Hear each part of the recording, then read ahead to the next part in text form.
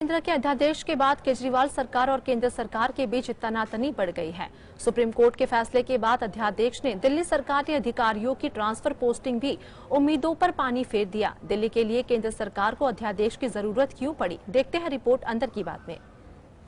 11 मई को भारत की शीर्ष अदालत ने दिल्ली सरकार को बड़ी राहत देते हुए फैसला दिया कि पब्लिक ऑर्डर, पुलिस और जमीन को छोड़कर बाकी सभी सेवाएं दिल्ली सरकार के नियंत्रण में होगी। कोर्ट ने अपने फैसले में कहा था कि इन सेवाओं पर दिल्ली सरकार का विधायी और प्रशासकीय नियंत्रण होगा, यानी अफसरों के तबादले और पोस्टिंग सरकार के हाथ में होगी। कोर्ट के इस आदेश को दिल्ली की आम आदमी पार्टी ने बड़ी जीत करार दिया था, लेकिन इस फैसले के एक हफ्ते बाद 19 मई को केंद्र सरकार ने एक अध्यादेश जारी कर दिया। इसने सुप्रीम कोर्ट के फैसले को पलट दिया। केंद्र सरकार राष्ट्रीय राजधानी क्षेत्र दिल्ली संशोधन अध्यादेश 2023 लेकर आई है। अध्यादेश में कहा गया है कि अफसरों की ट्रांसफर और पोस्टिंग से जुड़ा अंतिम निर्णय लेने का हक उपराज्यपाल को वापस दे दिया गया है। मतलब यही कि अब अधिकारियों की ट्रांसफर और पोस्टिंग उपराज्यपाल ही करवाएंगे।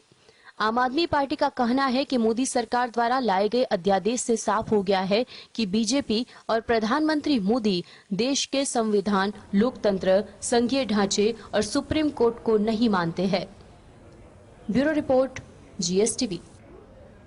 कर्नाटक के बाद मध्य प्रदेश, राजस्थान और छत्तीसगढ़ सहित 5 राज्यों के चुनाव की सियासी बिसात बिछाई जाने लगी है।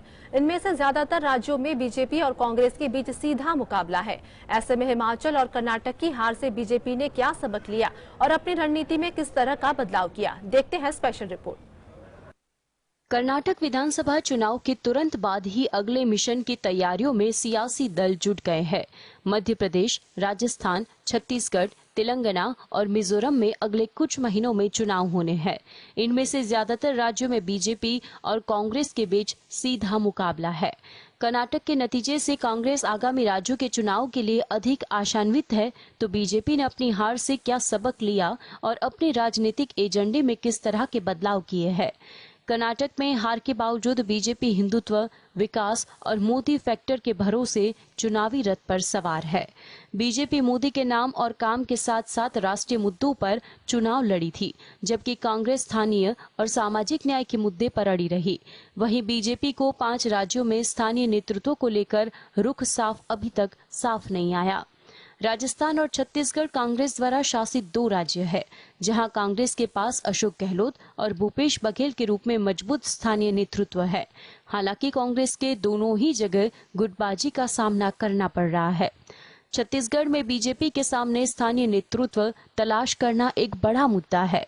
मध्य प्रदेश में कांग्रेस में कमलनाथ के चेहरे को लेकर कोई दुविधा नहीं है, तो बीजेपी में शिवराज सिंह चौहान के कद का कोई दूसरा नेता नहीं है। Bureau report, GSTV। महाराष्ट्र सरकार का जल्द ही कैबिनेट विस्तार होने जा रहा है। माना जा रहा है कि यह विस्तार अगले महीने हो सकता है। शिवसेना शिंदे गुट के नेता भरत गोगावले ने यह जानकारी दी। बता दें, पिछली बार 9 जून को शिंदे कैबिनेट का विस्तार हुआ था। अब कब होगा कैबिनेट का विस्तार, देखते हैं स्पेशल रिपोर्ट। एकनाथ शिंदे के नेतृत्व वाले महाराष्ट्र मंत्रिमंडल का विस्तार 2 जून के आसपास होगा। शिवसेना नेता भरत गोगावले ने मंगलवार को यह जानकारी दी। उन्होंने खुद को मंत्रिमंडल में जगह मिलने का भरोसा भी जताया। महाराष्ट्र सरकार आखिरकार कैबिनेट विस्तार के लिए कमरकस्ती दिख रही है। विस्तार की संभावना पर टिप्पणी करने के लिए पूछे जाने पर मुख्यमंत्री ने सोमवार को कहा कि यह कवायद बहुत जल्द की जाएगी। हालांकि उनके कार्यालय के सूत्रों ने कहा है कि कवायद अगले सप्ताह मुख्यमंत्री के दिल्ली दौरे के बाद वीकेंड में हो सकती है। गोगावले ने इस घटनाक्रम पर प्रतिक्रिया देते हुए कहा कि उन्होंने भी सुना है कि विस्तार लगभग 10 दिनों में हो सकता है। इस बीच सूत्रों ने यह भी कहा कि उप मुख्यमंत्री देवेंद्र फडणवीस ने पिछले सप्ताह में आधी रात को दिल्ली का त्वरित दौरा किया। इसे भी सरकार के विस्तार से पहले की कवायद के तौर पर देखा जा रहा है। 30 मई को मुख्यमंत्री एकनाथ शिंदे और उप मुख्यमंत्री देवेंद्र फडणवीस के अलावा किसी मंत्री ने शपथ नहीं ली थी। अभी हाल ही में शीर्ष अदालत से शिंदे गुट को राहत मिली है।